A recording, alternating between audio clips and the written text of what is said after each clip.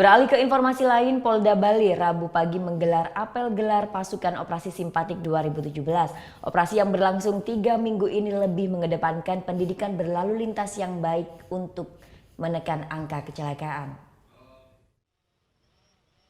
Guna menekan angka kecelakaan lalu lintas, Polda Bali menggelar operasi simpatik yang akan berlangsung selama 21 hari mulai tanggal 1 hingga 21 Maret.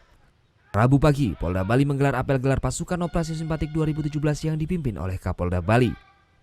Dalam operasi simpatik 2017 ini bersifat memberikan pendidikan kepada para pengendara, sehingga jika ada pengendara yang kedapatan melanggar, petugas hanya akan memberikan himbauan. Melalui operasi simpatik diharapkan mampu meningkatkan simpati masyarakat terhadap polisi lalu lintas agar terwujudnya ketertiban berlalu lintas.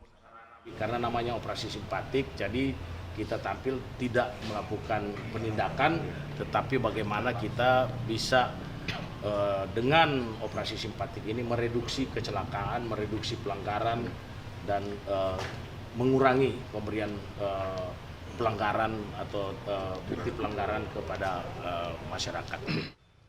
Operasi Simpatik 2017 yang bekerja sama dengan Dinas Perhubungan dan TNI ini akan menyasar kawasan yang rawan kecelakaan, pelanggaran, dan kawasan padat lalu lintas. Operasi Simpatik merupakan operasi terpusat yang rutin digelar setiap tahun untuk memberikan pendidikan berlalu lintas bagi masyarakat.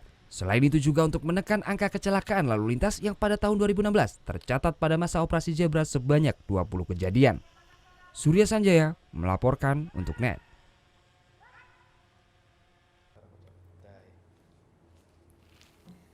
Udah selesai kan nontonnya? Nah, jadi jangan lupa buat like, komen, dan subscribe ya.